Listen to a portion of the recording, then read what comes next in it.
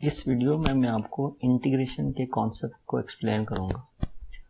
अगर आपको कोई फंक्शन गिवन हो तो आपसे कहा जाएगा कि इसका इंटीग्रल मालूम करें या आपसे कहा जाएगा कि इसका एंटी डेरिवेटिव मालूम करें। क्या मतलब है इसका?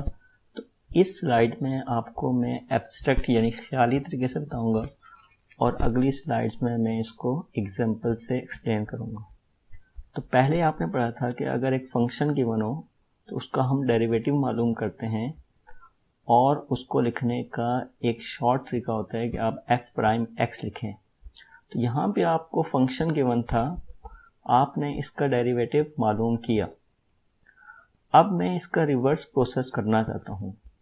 अब मैं ये कहता हूँ कि आपको फंक्शन का डेरिवेटिव गिवन है और आप वो फंक्शन मालूम करें, ओरिजिनल फंक्शन मालूम करें। तो अगर आप डेरिवेटिव से स्टार्ट करें और ओरिजिनल फंक्शन मालूम करें तो हम कहते हैं कि हम इसका एंटी डेरिवेटिव ले रहे हैं। ये फंक्शन था एफ प्राइम एक्स, इसका डेरिवेटिव था। अब आपके पास एफ प्राइम एक्स होगा और आपसे कहा जाएगा कि एफ एक्स मालूम करें। तो ये जो आप कर रहे होंगे ये कहलाएगा एंटी डेरिवेटिव। यहाँ पे जो आप कर रहे थे, यहाँ पे आप डिफरेंशिएशन कर रहे थे, आप डेरिवेटिव मालूम कर रहे थे। यहाँ पे जो आप कर रहे होंगे, आपके पास डेरिवेटिव गिवन होगा और आप एक ऐसा प्रोसेस करेंगे जिससे आप ओरिजिनल फंक्शन मालूम कर सकें। तो आप कहेंगे कि हम एंटी डेरिवेटिव मालूम कर रहे हैं। डेरिवेटिव का ऑपोजिट ऑपरेशन होगा ये, और इसका एक और नाम होगा इंटीग्रल। और ये जो प्रोसेस या प्रोसीजर आप कर रहे होंगे ये कहलाता है इंटीग्रेशन। तो नेक्स्ट स्लाइड में एग्जांपल से हम इसको समझेंगे।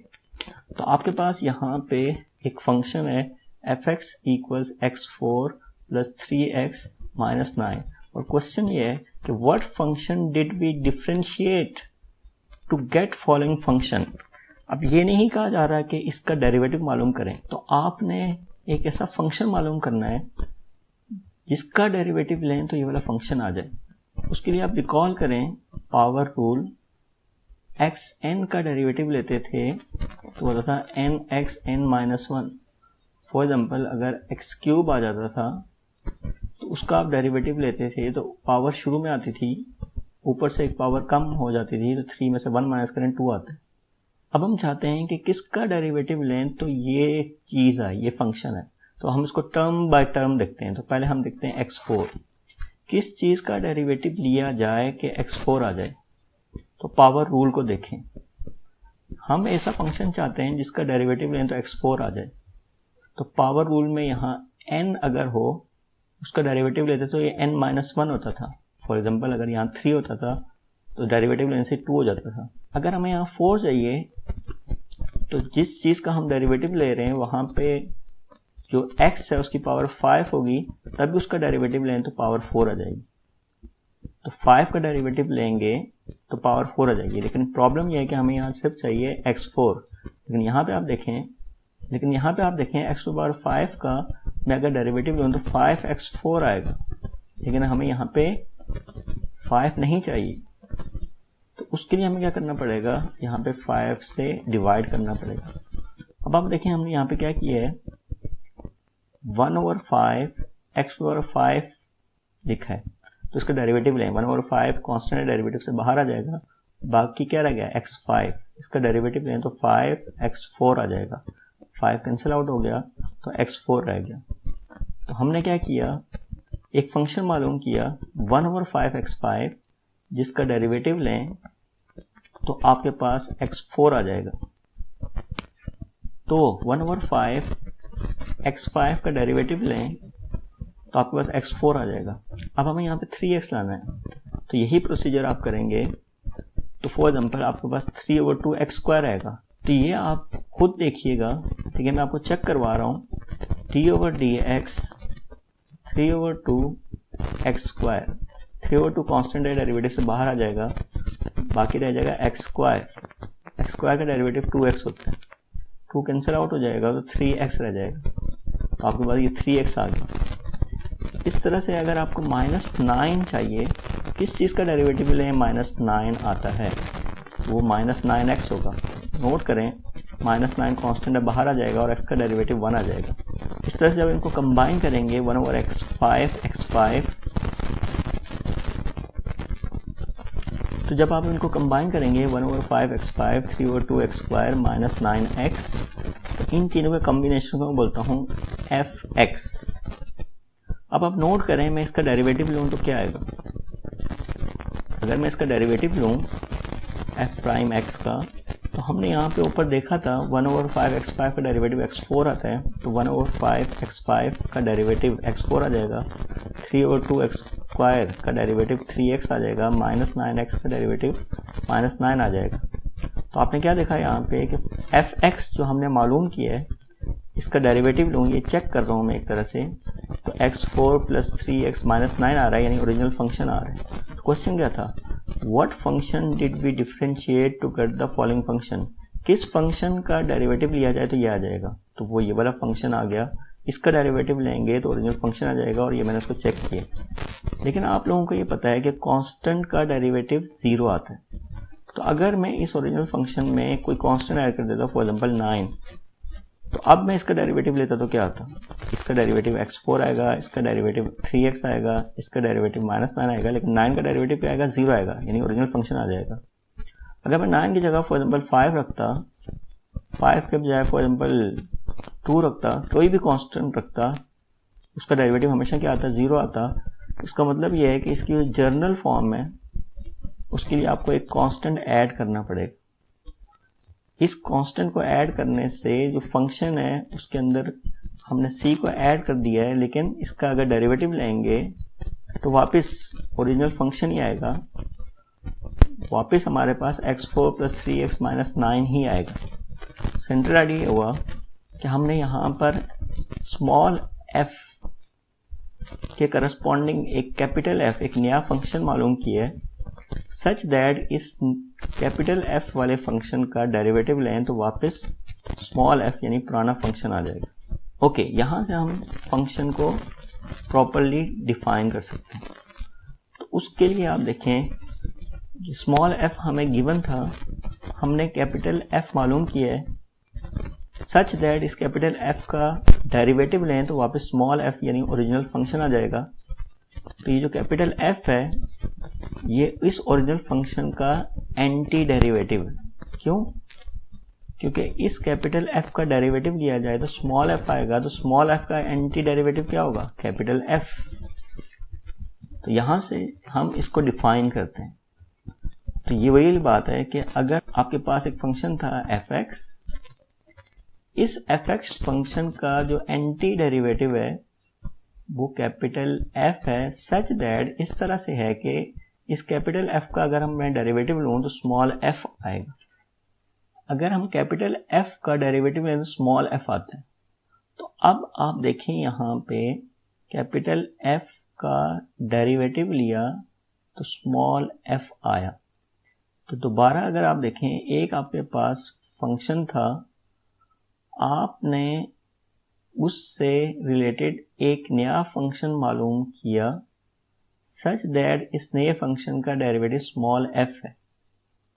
अब अगर मेरे पास ये स्मॉल f है, इसके साथ क्या किया जाए तो कैपिटल F आए, तो उसके लिए हम क्या लेंगे, anti derivative of small f, और वो आएगा कैपिटल F। इस एंटी डेरिवेटिव का एक और नाम है integral. Integral of small f is capital F। अब इसकी कोई ना कोई सिंबल होगी, तो सिंबॉलिकली इसको लिखेंगे, इस सिंबल से हम इसको इंटीग्रल से रिप्रेजेंट करते हैं। ये डिस्टॉर्टेड s है, बिगड़ा हुआ s। तो हमारे पास था anti derivative of small f, तो उसके लिए हमारे पास ये इंटीग्रल है, सिंबल किसकी, स्मॉल f की, किसकी रिस्पेक्ट से, x की रिस्पेक्ट से। जब आप डेरिवेटिव लेते थे तो किसी न किसी की रिस्पेक्ट से लेते थे, यानी derivative with respect to x। तो यहाँ पे जब एंटी डेरिवेटिव ले रहे हैं यानी इंटीग्रल ले रहे हैं तो वो भी किसकी रिस्पेक्ट से। तो इस स्मॉल f का जब एंटी डेरिवेटिव लेंगे तो कैपिटल F आएगा, लेकिन साथ में एक कांस्टेंट भी ऐड होगा क्योंकि ये जनरल मोस्ट चीज है। तो इस स्मॉल f का एंटी डेरिवेटिव यानी इंटीग्रल कैपिटल एफ है। तो ये इसकी जनरल डेफिनेशन बनी कि F capital F anti derivative है स्मॉल एफ का, then the most general anti derivative of small F is called indefinite integral. ये जो इंटीग्रल है इसका पूरा नाम है इनडेफिनेट इंटीग्रल, और इसको हम डिनोट करते हैं इस डिस्टॉर्टेड एफ से। तो यहाँ पे हमारे पास ये जो सिंबल है ये इंटीग्रल सिंबल कहलाती है। स्मॉल एफ जिस फंक्शन का हम एंटी डेरिवेटिव यानी इंटीग्रल ले रहे हैं उसको इंटीग्रेंड कहते हैं, और यहाँ पे जो सी है वो कांस्टेंट ऑफ इंटीग्रेशन। ये दोनों एक दूसरे के रिवर्स प्रोसेस है। देखें आप, फॉर एग्जांपल अगर मैं बोलूँ स्क्वायर रूट ऑफ 9 इज 3, 9 का स्क्वायर रूट लूँ तो 3 आता है। 3 के साथ क्या किया जाए कि 9 आए, तो इसका रिवर्स प्रोसेस है कि 3 का अगर हम स्क्वायर लें तो 9 आएगा। तो 9 का स्क्वायर रूट लिया 3 आया, 3 का स्क्वायर लिया तो 9 आ गया। कैपिटल एफ का अगर मैं डेरिवेटिव लूं स्मॉल एफ आएगा। स्मॉल एफ का अगर मैं एंटी डेरिवेटिव लूं, उसकी ये सिंबल है, तो कैपिटल एफ आएगा, साथ में एक कांस्टेंट भी आ जाएगा। तो ये दोनों इंटीग्रल और डिफरेंशिएशन एक दूसरे के रिवर्स प्रोसेस। अब हमारे पास कुछ इंटीग्रेशन की प्रॉपर्टीज हैं कि अगर हमारे पास कोई इंटीग्रल आ जाए, उसके अंदर कोई कांस्टेंट मल्टीपल हो, तो वो कांस्टेंट इंटीग्रेशन से पहले आ जाता है। फॉर एग्जांपल अगर x4 एक फंक्शन है, इसके साथ 3 मल्टीप्लाई हो रहा है, तो 3 जो है वो कांस्टेंट है, वो इंटीग्रेशन से बाहर आ जाएगा। ये प्रॉपर्टी है। तो k कोई नंबर है, अगर ये इंटीग्रेशन में आएगा तो वो इंटीग्रेशन से बाहर आ जाएगा। अगर k की जगह आ जाए -1, तो ये -1 बाहर आ जाएगा, 1 लिखने की जरूरत नहीं है, तो ओवरऑल नेगेटिव बाहर आ जाता है। ये कोई एडिशनल प्रॉपर्टी नहीं है जिसमें k इज इक्वल टू -1 अगर पुट कर दें इस पहली वाली प्रॉपर्टी में, तो वही चीज़। इंटीग्रल अगर सम या डिफरेंस के ऊपर आ जाए, तो वो जो इंटीग्रल है वो फर्स्ट फंक्शन के ऊपर भी आ जाता है और सेकंड फंक्शन के ऊपर भी आ जाता है। ये अलग अलग दोनों फंक्शंस के ऊपर आ जाएगा। अब कुछ खास इंटीग्रल्स हैं। तो पहला है अगर x की पावर n आ जाए तो पावर एक ऐड हो जाएगी और डिनोमिनेटर में भी वही पावर आ जाएगी n+1, एक कांस्टेंट आएगा c। अगर 1/x आ जाए, x ऊपर चला जाए तो x की पावर -1 होगी, तो फिर ये वाला फॉर्मूला नहीं लगेगा। उसकी रीज़न ये है कि यहाँ पे अगर आ जाए -1 + 1 ये 0 हो जाएगा, -1 + 1 0 हो जाएगा, और डिनोमिनेटर में अगर 0 आ जाए तो ये अनडिफाइंड होता है। तो उसके लिए हमारे पास ये natural log of absolute value of x है। इस तरह अगर e⁻x आ जाए तो उसका इंटीग्रल e⁻x ही होता है। इसके अलावा बाकी भी फंक्शंस हैं, फिलहाल मैं इनमें इंटरेस्टेड नहीं होगा। तो ये हमारे पास इंटीग्रेशन टेबल है। तो हम लोग कुछ एग्जांपल्स करते हैं। फॉर एग्जांपल हमसे कहा जा रहा है कि हम 1 का इंटीग्रल मालूम करें। तो फॉर्मूला हमें याद होना चाहिए कि अगर x की पावर n है, इसका इंटीग्रेशन लेना हो तो पावर में 1 का इंक्रीमेंट होगा और यही पावर डिनोमिनेटर में आ जाएगी। जो पावर होगी यहाँ पे वही पावर डिनोमिनेटर में आ जाएगी +c। फॉर एग्जांपल अगर यहाँ पे हो x3, तो अगर इंटीग्रेशन इसका लेना हो तो फॉर्मूला है कि पावर में एक नंबर का इंक्रीमेंट करो और डिवाइड बाय यही पावर आ जाएगी +c। तो ये हो जाएगा x4 / 4। तो ये इंटीग्रल अप्लाई कर लिया तो यहाँ इंटीग्रल का सिंबल नहीं आएगा। अब यहाँ पे क्वेश्चन है कि 1 का इंटीग्रेशन मालूम करो। अब 1 में कहीं x आपको नज़र नहीं आ रहा, लेकिन आपको पता है कि किसी भी चीज़ की पावर 0 करें तो 1 आता है, तो x की पावर 0 करें तो 1 आता है। अब ये वाला फॉर्मूला अप्लाई करें तो 0 में 1 का इंक्रीमेंट होगा और यही पावर डिनोमिनेटर में आ जाएगी +c। तो x की पावर 0 + 1 x हो जाएगा, डिनोमिनेटर में 1 आएगा, लिखने की जरूरत नहीं है, +c। तो अगर कहीं खाली ये लिखा हो dx, तो उसका इंटीग्रेशन होगा x + c, क्योंकि यहाँ अगर कुछ नहीं है तो यहाँ पे 1 है, तो 1 का इंटीग्रल हो गया x + c। अगली जो एग्जांपल है वो है x4। फॉर्मूला क्या है कि पावर जो भी हो उसमें एक का इंक्रीमेंट करो डिवाइड बाय वही पावर +c। तो ये हो गया x5 divide by 5 plus c। Next example है 5x³ प्लस 3x। क्या करना है, इसका इंटीग्रल लेना है। तो ये इंटीग्रल हम अप्लाई करते हैं कि इसके ऊपर इंटीग्रल लेना है। तो अब आप देखें यहाँ पे दो वैल्यूज ऐड हो रही हैं। अगर दो वैल्यूज ऐड हो रही हैं तो 5x³ के ऊपर भी इंटीग्रल सिंबल आ जाएगी और 3x पे भी इंटीग्रल सिंबल आ जाएगी। अब ये 5 ओवरऑल मल्टीप्लाई हो रहा है, ये कांस्टेंट है, इंटीग्रल से बाहर आ जाएगा, बाकी रहेगा x³ dx। ये 3 जो है वो इंटीग्रल से बाहर आ जाएगा, x dx। तो यहाँ पे हमारे पास आ जाएगा 5 और यहाँ पे वो पावर रूल अप्लाई करें, 3 + 1 डिवाइड बाई 3 + 1 प्लस 3 x की पावर 1 है, x की पावर 1 + 1 हो जाएगी डिवाइड बाई 1 + 1। और जब इंटीग्रल अप्लाई करेंगे तो यहाँ पे एक आर्बिट्ररी कांस्टेंट आएगा। तो यहाँ पे हमारे पास आ गया 5x4 डिवाइड बाई 4, यहाँ पे आ गया 3 1 + 1 2 x² प्लस c। तो ये इसका इंटीग्रल आ गया। नेक्स्ट है हमारे पास x + 3 होल स्क्वायर्ड, इसको लिख सकते हैं xa + b whole square, a² plus 2 times a times b plus b² plus 1/x। तो अब हम इंटीग्रल अप्लाई करेंगे x² plus 6x plus 9 plus 1/x के ऊपर। तो आप इंटीग्रल जो साइन है वो सारे फंक्शंस के ऊपर अलग अलग अप्लाई करेंगे। अब मैं यहाँ पे एक काम डायरेक्ट से कर रहा हूँ, 6 कांस्टेंट है, इंटीग्रेशन से बाहर ले आता हूँ। उसके बाद आपके पास है 9 कांस्टेंट है, इंटीग्रल से बाहर ले आता हूँ।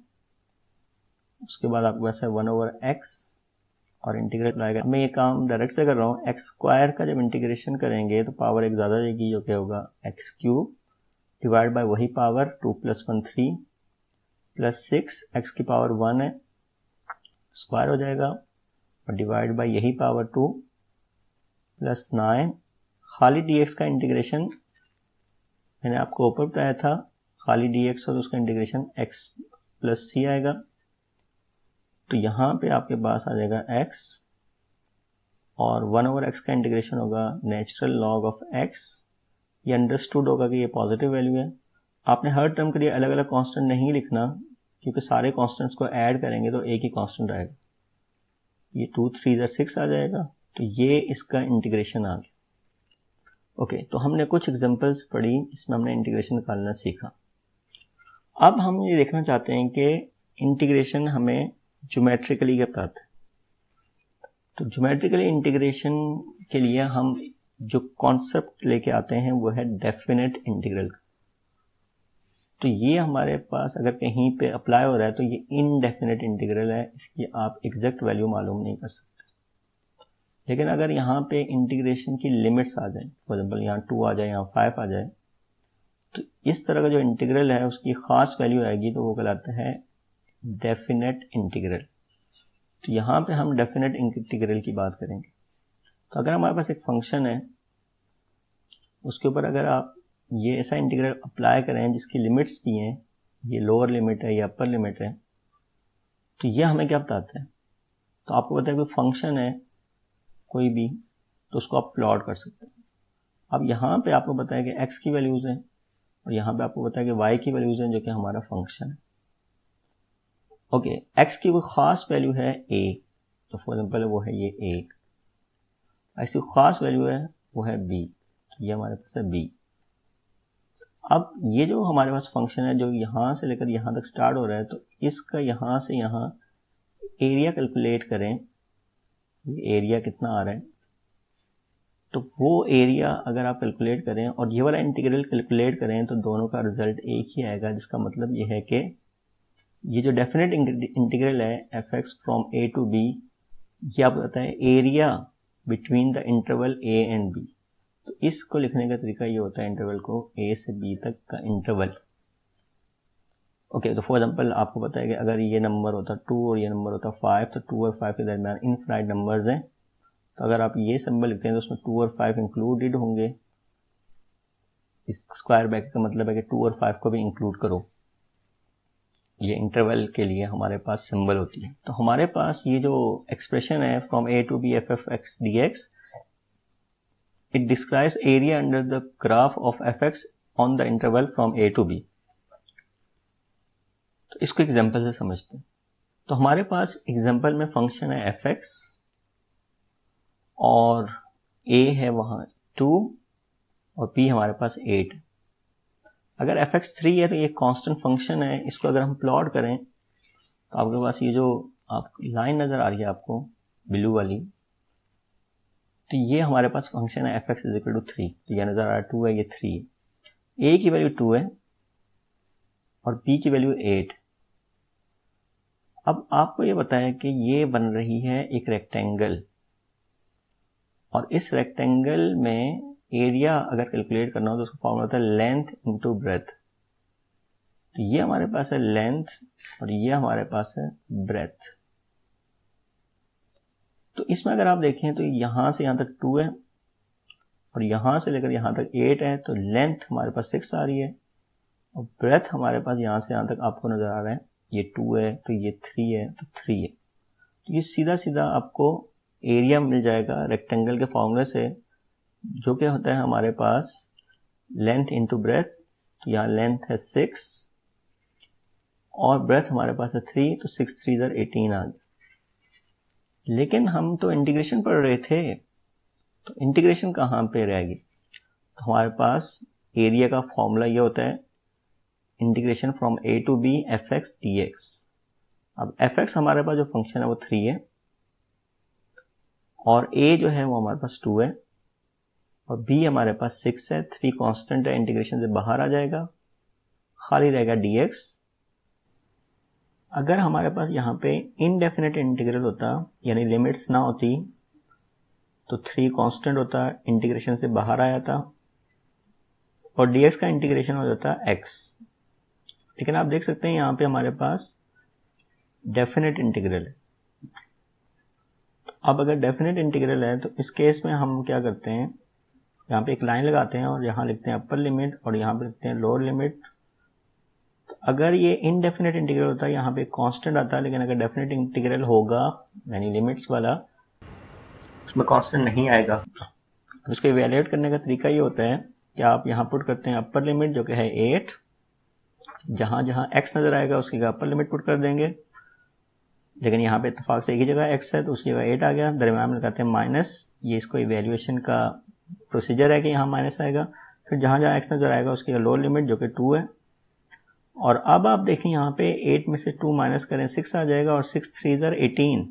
18 आपने कहाँ देखा था? यहाँ पे, जो कि हमारे पास इस रेक्टेंगल का आम ज्योमेट्री वाले मेथड से एरिया था। और अब हमने यहाँ पे इंटीग्रेशन वाला मेथड यूज किया, हमारे पास 18 आ गया। इसका मतलब ये हो गया जो हमारे पास ये वाला फॉर्मूला है integration from a to b fx dx, ये वाकई में बताता है एरिया अंडर द कर्व।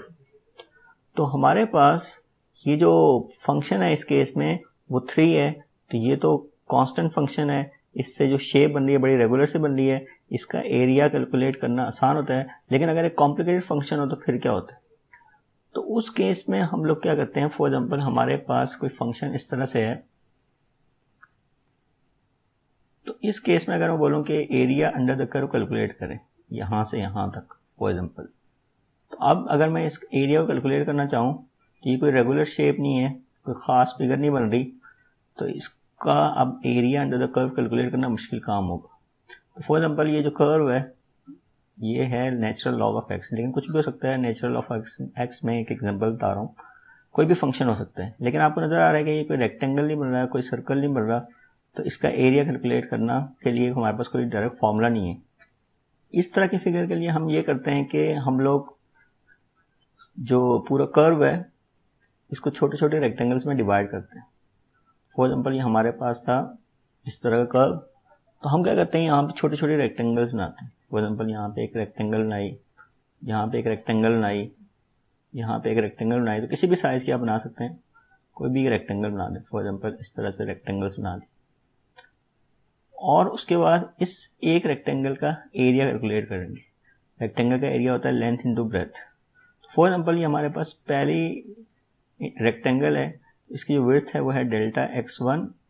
अगली जो रेक्टेंगल है इसकी विड्थ है डेल्टा x2, उससे जो अगली है उसकी विड्थ है डेल्टा x3, और यहाँ पे फॉर एग्जाम्पल ये फोर्थ है, ये है डेल्टा x4 से। अगर आप यहाँ पे फिफ्थ बनाना चाहें तो ये है डेल्टा x5। इसकी हाइट के लिए यहाँ पे बीच में कोई भी एक पॉइंट चूज करें, फॉर एग्जाम्पल इस पॉइंट को नाम दे दें x1, और इस x1 के करस्पॉन्डिंग यहाँ पे फंक्शन की वैल्यू कैलकुलेट करें fx1।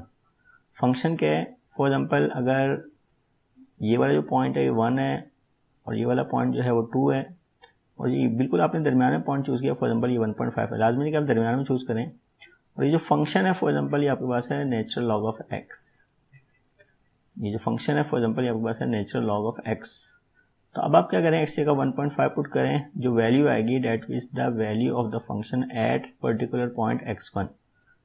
तो आपके पास जो पहली रेक्टेंगल है इसकी लेंथ है आपके पास इसकी लेंथ है आपके पास डेल्टा x1, इसकी लेंथ है डेल्टा x1, और आपके पास जो इसकी हाइट है, हाइट यहाँ पे हाइट या यहाँ पे हाइट या यहाँ पे हाइट कहीं भी देख लें, वो आपके पास है fx1।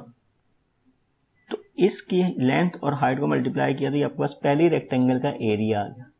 इस तरह से आप अगली जो हमारे पास रेक्टेंगल है उस रेक्टेंगल का दरमियान कोई पॉइंट चूज करें और उसको नाम दे दें आप x2 का।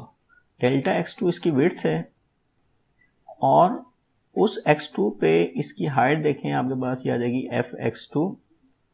तो इस fx2 को इस डेल्टा x2 से मल्टीप्लाई करें। इस तरह जितने भी रेक्टेंगल्स हैं, अगली वाली रेक्टेंगल का एरिया इसी तरह से कैलकुलेट करें, उससे अगली वाली का भी इस तरह से कैलकुलेट करें, उससे अगली वाली का भी इस तरह से कैलकुलेट करें, और इन सबको आखिर में ऐड कर दें। तो ये जो हमारे पास आएगा ये आएगा एरिया इन तमाम रेक्टेंगल्स का। लेकिन अगर आप देखें यहाँ पे तो इन तमाम रेक्टेंगल्स में जब हम एरिया कैलकुलेट कर रहे हैं, इस एरिया कैलकुलेशन में आप देखें यहाँ पे ये एक्स्ट्रा एरिया आ रहा है, ये बीच में एरिया जो है ये मिस हो गया। यानी इस रेक्टेंगल जब हमने एरिया कैलकुलेट किया तो ये एक्स्ट्रा एरिया इसमें रेक्टेंगल में ऐड हो गया, और ये वाला जो एरिया है इस कर्व का वो मिस हो गया। मतलब ये कि हमें इस फंक्शन के अंडर एरिया कैलकुलेट करना था, उसके लिए हमारे पास कोई डायरेक्ट फॉर्मूला नहीं था, तो हमने यहाँ पे रेक्टेंगल्स ड्रॉ की, उससे जो हम एरिया कैलकुलेट करेंगे उसमें कुछ हमारे पास एक्स्ट्रा एरिया भी ऐड हो रहा है और कुछ मिस भी हो रहा है, इसलिए हमारे पास यहाँ पे अप्रॉक्सीमेट एरिया कैलकुलेट होगा, अप्रॉक्सीमेट एरिया। तो अगर हम क्या करें, अपने रिजल्ट को बेहतर करना चाह रहे हैं तो हम क्या करेंगे, इन रेक्टेंगल्स की विड्थ को बढ़ाएंगे। तो इसको हम इस स्लाइड से देखते हैं। सबसे पहले हम क्या करेंगे, पूरा जो रीजन होगा उसको छोटे छोटे रेक्टेंगल्स में डिवाइड करेंगे। हर रेक्टेंगल की जो विड्थ है वो इक्वल होना लाजमी नहीं है। फॉर एग्जाम्पल पहले की डेल्टा x1, दूसरे की डेल्टा x2, दूसरे की डेल्टा x3, और हमारे पास n रेक्टेंगल्स हैं, और दरमियान में कोई एक पॉइंट चूज करें xi। फॉर एग्जाम्पल पहली रेक्टेंगल के लिए हमने पॉइंट चूज किया था x1, फॉर एग्जाम्पल पहली रेक्टेंगल के लिए हमने पॉइंट चूज किया था x1, अगली रेक्टेंगल के लिए पॉइंट बीच में चूज किया था x2। तो डेल्टा x1 विड्थ है और x1 कोई एक खास पॉइंट है जहां पे हम फंक्शन की हाइट कैलकुलेट करते हैं, यानी उस रेक्टेंगल की हाइट कैलकुलेट करते हैं। तो पहले स्टेप में हम इस पूरे कर्व को छोटे छोटे रेक्टेंगल्स में डिवाइड करते हैं, क्योंकि रेक्टेंगल का एरिया कैलकुलेट करना आसान है। फिर हम क्या करते हैं, तमाम रेक्टेंगल्स के एरियाज को ऐड करते हैं, जैसे कि मैंने यहाँ पे आपको बताया। तो वो तमाम रेक्टेंगल्स का जो एरिया है, ये पहली रेक्टेंगल का एरिया है, ये दूसरी रेक्टेंगल का एरिया है, length into breadth, length into breadth, length into breadth, और सबको ऐड करेंगे तो हमारे पास पूरी फिगर का एरिया आएगा। लेकिन आप नोट करें यहाँ पे अप्रॉक्सीमेशन का साइन है, तो उसके लिए अब हम क्या करते हैं, इन सबको ऐड करने के लिए समेशन साइन यूज करते हैं। तो हमारे पास सम आ जाएगा, ये 1 है तो एफ एक्स आई आ गया, आई इज गोइंग फ्रॉम 1। ये डेल्टा x1 है तो यहाँ पे आई आ गया, तो आई की वैल्यू 1 से लेकर n तक जा रही है। लेकिन ये नोट करेंगे यहाँ पे हमारे पास जो साइन है वो अप्रॉक्सीमेशन का साइन है, यानी कि ये अप्रॉक्सीमेट एरिया है, और उसकी रीज़न वही है जो मैंने आपको बताई थी कि हमारे पास कुछ एरियाज यहाँ पे एक्स्ट्रा है और कुछ एरिया यहाँ पे मिस हो रहे हैं। तो इसलिए हमारे पास यहाँ पे जो एरिया आएगा वो अप्रॉक्सीमेट एरिया आएगा। तो अब हम क्या करें, इसको अगर अच्छा करना चाहते हैं तो इन रेक्टेंगल्स को छोटा करें। तो फॉर एग्जाम्पल अगर आप यहाँ देखें तो यहाँ पे हमारे पास जो रेक्टेंगल है उसकी विड्थ ज़्यादा है और यहाँ पे रेक्टेंगल की विड्थ कम है। तो उसकी वजह से क्या हुआ कि यहाँ पे अगर आप देखें यहाँ पे एरिया ज़्यादा मिस हो रहा है, लेकिन यहाँ पे एरिया जो है वो कम मिस हो रहा है। और अगर आप इसको बेहतर करना चाहते हैं, अगर आप इसको और बेहतर करना चाहते हैं तो आप इन रेक्टेंगल्स की आबादी को बढ़ा दें। तो अगर आप देखें यहाँ पे रेक्टेंगल्स की आबादी को बढ़ा दूँ तो क्या होगा कि जो एरिया मिस हो रहा है वो तकरीबन ना होने के बराबर है। अगर आप क्या करें, रेक्टेंगल्स की आबादी को बढ़ाते जाएं और अगर n इन्फिनिटी को अप्रोच करें तो यहाँ पे अगर 1 अरब अगर रेक्टेंगल्स होंगी तो हर रेक्टेंगल की विड्थ कितनी होगी। यहाँ पे अगर 4 रेक्टेंगल्स हैं तो विड्थ ज़्यादा है, यहाँ पे आपके पास तकरीबन 17 रेक्टेंगल्स हैं तो विड्थ कम हो गई। यहाँ पे अगर रेक्टेंगल्स तकरीबन 70 हैं, अगर आप इनको काउंट करना चाहें तो कर सकते हैं। ये ब्लू आपको कर्व नज़र आ रहा है, ये हमारा फंक्शन है, इसके अंडर एरिया कैलकुलेट करना था। यहाँ रेक्टेंगल्स 4 थी तो ये एक्स्ट्रा एरिया हमने अपनी इस कैलकुलेशन में रखा है और ये वाला है जो हमारे पास एरिया ही मिस हो गया था। लेकिन अगर रेक्टेंगल्स की आबादी बढ़ा दें तो आप देखें यहाँ पे जब हम एरिया कैलकुलेट कर रहे होंगे, इन सारे रेक्टेंगल्स के एरिया को ऐड कर रहे होंगे, अगेन ये वही वाला ब्लू वाला कर्व है, तो अब आपको नज़र आ रहा है कि जो एक्स्ट्रा एरिया है और यहाँ पे जो एरिया मिस हो रहा है वो थोड़ा कम हो गया है। तो अगर आप देखें यहाँ पे तो यहाँ पे जो actual area under the curve ये कैलकुलेट किया हुआ है, ये 5.7506 है, ये एक वेबसाइट में कैलकुलेट हुआ है, मैं आपको आखिर में इसका लिंक दूंगा।